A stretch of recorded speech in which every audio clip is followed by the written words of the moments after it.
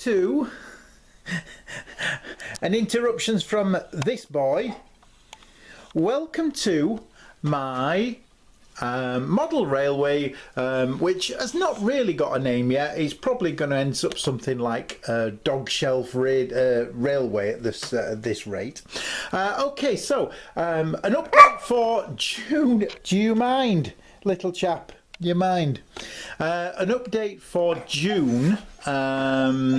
Because I wanted to do an update every month of what I've done throughout the month. And the big major news for this month is that basically I had an 8x6 board all across here that sort of came about there, 8x6 all the way across, and it sort of came, sorry, 8x6, 8x4, and it came right out here. And unfortunately I couldn't reach the back, so once I'd done the back and then put the board back on the frame, I couldn't reach it. And whilst I was carrying on, I thought, I don't like this. I really kept getting frustrated that I couldn't touch anything at the back, so I decided to scrap it. So basically I tore it all down and started again. So I decided, when I talked last time about phase 1, 2 and 3, this being phase 1, phase 2 being up there, the big station, and phase 3 being sort of round that area. So I decided to start again, and basically with the wood that I had, so it was a little bit of a piecemeal, was actually build something that was around about 2.5 foot in depth. So from there to here is about 2.5 feet, and likewise all the way around about 2.5 feet. And so I basically started again. So I cut the wood up that I had, made the 2.5 feet, and then I spent the next, and literally it was a week, working out how I wanted the track to go. And this is what I have come up with at the moment. So let's start round this end. So if I just go past the now sleeping dog and come round into sort of my lounge of my office area, and it starts, let's say it starts over here. So we've got obviously return loop here. We've also got a siding here, which actually will become a very small sort of village station, and then obviously a double track that goes all the way around. And when I've tested this with some trains, he got quite excited as he saw the train going round. So we've got a double track going in both directions, or a track going in each direction, and the idea was it would allow me to do a little bit of, a good bit of scenic area here. I didn't want too much scenery, but I wanted a little bit of scenic area. So I've got the 4 lines going pretty much close together down this area. I also managed to keep in the houses that I'd done and the shops that I'd done. I wanted to keep those because I was quite happy with them. So I've managed to keep them intact. And then as we come towards the station area, there's a couple of crossover points, simply because going into the station and out of the station, the trains will need to get back onto the correct tracks. So the idea is that this is to the main line, and then here we've actually got an extra siding. And what I've done, I can't actually tell, but I've created an isolation track here, and the idea is I'll put a switch in there to isolate it and obviously unisolate it, because I'll probably end up, I've got a few DC trains, particularly my Virgin Pendolino, and what I'll do is probably end up with this as a siding for that. Being isolated, it will mean that I can actually store it in there whilst the other trains are running on DCC, and then when I want to bring it out and run it on DCC, I can use it on function 10, or not function 10, on code 10, and then bring it out and run it for a short period of time, because I know you can't run them too long on DC for the motor on DCC, but at least I can run it and store it on the layout in this isolated siding. Likewise, I've created another isolated siding, only a tiny one, and the idea of this one is just to get a loco in there, a small loco. I may extend it just a little bit if I need to do here. But that's that. Then moving on to the station. So basically we've got two ways into the station. One on this track that then comes to a Y point, which splits either down onto the main line, or in fact if you come into the station you have two platform tracks down this line.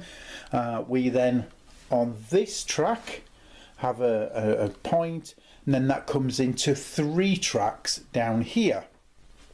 Now I've just run out of rail joiners, so actually I can't finish off, believe it or not, just this last little bit, but effectively it will all stop here. Now one of the plans was to have this rising up into the station, but I've decided another way of doing this is sort of copy two railway stations that I know, and the first one is New York Central. So basically New York Central has the upper levels of the track, and then the tracks are down underneath. So what I thought I'll do to copy that is actually I'll put another piece of boarding over the top of here, probably to about here, and then on the top I will have some station buildings, and then a square looking like the front of such as King's Cross Station.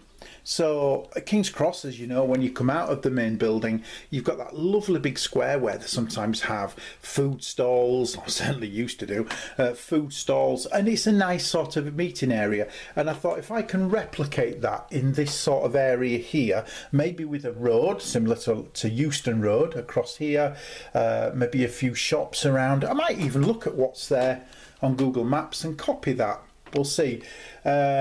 But certainly have an upper level here.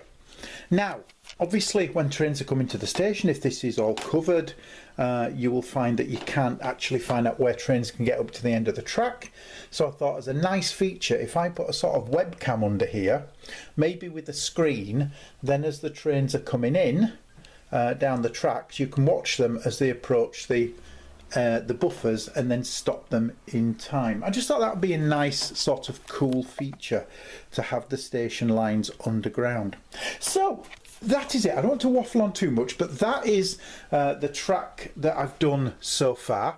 And actually what I've done is I've managed to pin it down pretty much how I want it. The sidings aren't fully pinned down because, I say, I've got a couple of joiners that I still need to get, but I've been quite happy because in the past I've used a lot of FlexiTrack, and actually I've cut the track to the size I want, and in the past I've always struggled with that, whereas this time I got a nice Dremel machine and did actually manage to cut the track a lot cleaner and a lot easier than I have in the past, so really happy with that. So that's it for May. I think the next work that I'm going to do in June is obviously finish off the track with the rail joiners, and when I've done that, then actually start electrifying it, so putting droppers down. And I thought, sort of to make it easy, obviously each of the sidings are going to need droppers, apart from these two which will be isolated. All the station platforms will have droppers down to the electrics, and then I'll probably put each one of these, and then hopefully that should provide enough electricity, but I will check it and see. But that's the next job, and that will be coming up in June, and we'll see how far I get. But here we go for May. Basically the track has been ripped up, started again, a new layout down, which I'm really happy with, and actually the running length from there, spinning around quickly, so from there, where there, it's not easy to do that, there all the way along here, around here, and then to that part there, that oval, is 23 feet. Don't know what it is in meters, I'm sorry. 23 feet. So basically for a full loop, that's 46 feet. So with 2 loops, that's the equivalent of what? 92 feet of train track on the 2 loops. So I'm quite impressed with how big that is. Yeah, really quite impressed, and it will give me a chance to run very long trains, and particularly measuring this here. So this here is, I believe it's at nearly 2 meters at the longest platform length. So really that would give me, if about 14 centimeters per coach, so you're looking at 200, so yeah, 13, 14, maybe even 15 coach lengths. So certainly long enough to have a full prototypical train, as what you see now with say 10 coaches would easily fit in there. So really pleased with that. Yeah, it's what I wanted.